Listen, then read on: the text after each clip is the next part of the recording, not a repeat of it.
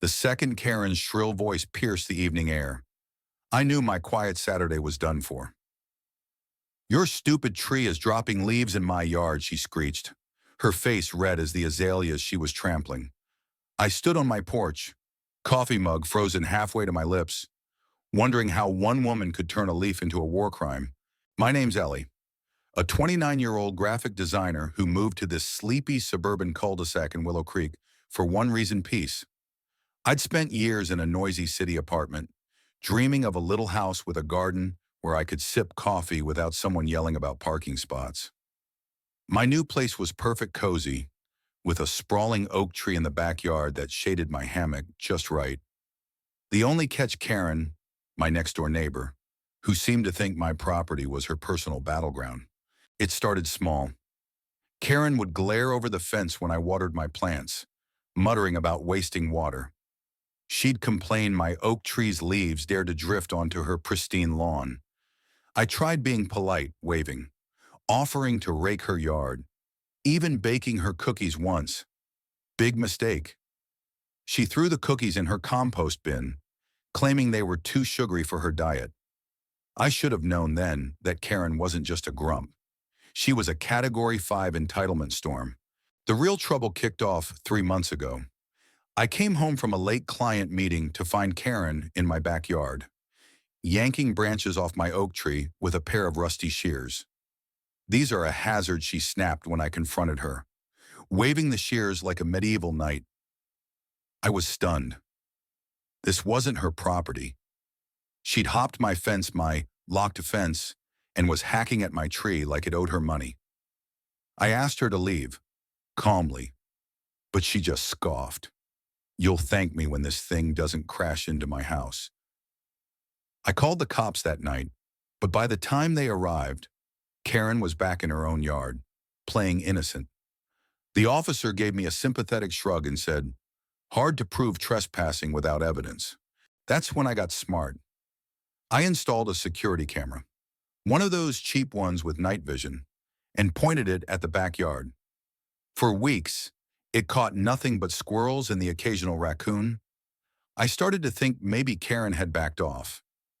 Then came the morning I checked the footage and saw her, clear as day, sneaking into my yard at 2 a.m. with a shovel. She was digging up my rose bushes, muttering about how they attracted bees to her property. My roses. The ones I'd spent months tending, coaxing them to bloom after a brutal winter.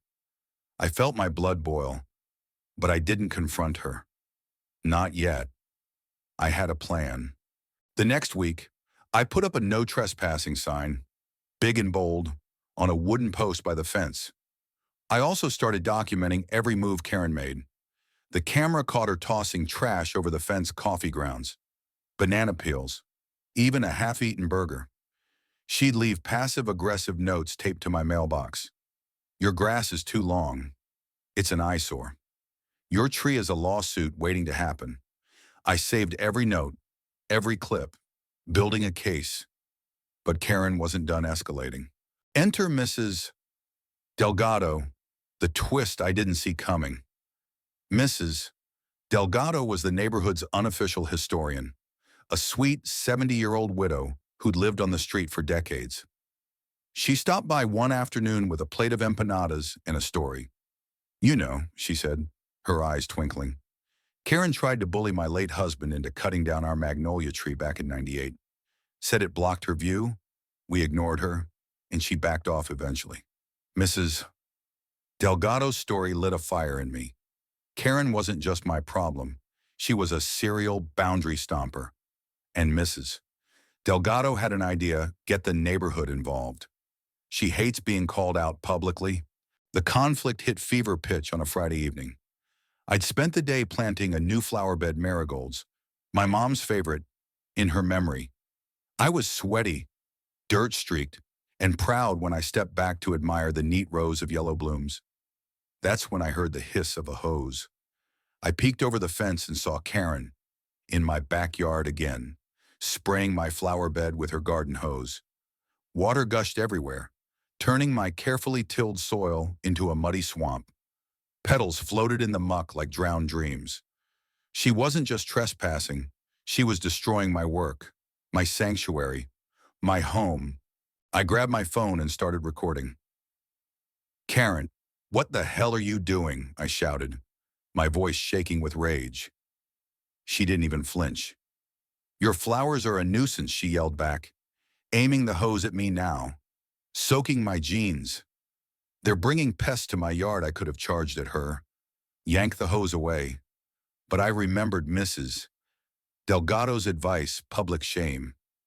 I ran inside, grabbed the megaphone I'd bought for a community event last year, and climbed onto my porch. "Attention! Willow Creek!" I blasted through the megaphone, my voice echoing down the street. "Karen is trespassing in my yard, destroying my property.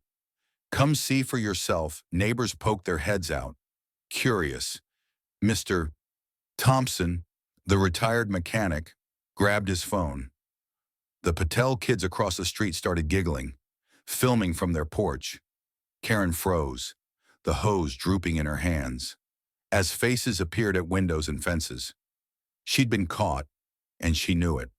But Karen didn't back down. Oh no. She doubled down, like a reality TV villain who didn't get the memo. She dropped the hose, stormed over to my fence, and kicked it. The wooden slats, already old, splintered under her foot, collapsing into a sad heap. The crowd gasped. I kept the megaphone on.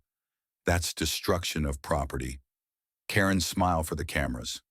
She spun toward me, face purple with fury, and screamed, "You're a terrible neighbor.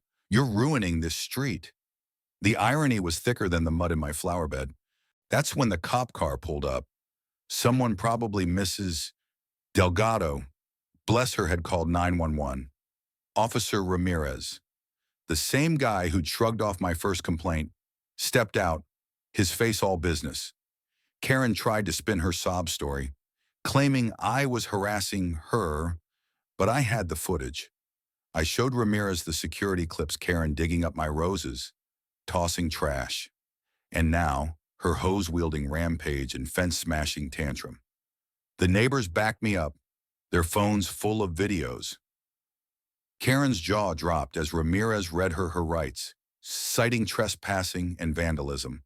The aftermath was bittersweet. Karen was fined heavily $2,000 for the damage, plus court fees in order to stay off my property. The neighborhood buzzed for weeks, with Mrs. Delgado leading the charge to replant my flower bed. We turned it into a community event, with kids painting new fence slats and Mr. Thompson grilling burgers. My yard became a symbol of reclaiming peace, and I felt like I'd won more than just a legal battle. I'd stood up to a bully who thought she could steamroll everyone. But the real punchline. A month later, Karen put her house up for sale. Word on the street was she couldn't handle the whispers and side-eyes from neighbors who'd seen her meltdown. I watched the for sale sign go up from my hammock, sipping coffee under my oak tree, leaves falling gently around me. Sometimes, the best revenge is letting someone's own actions bury them. So, what do you think? Have you ever dealt with a Karen who pushed too far? Share your story in the comments. I'd love to hear how you handled it.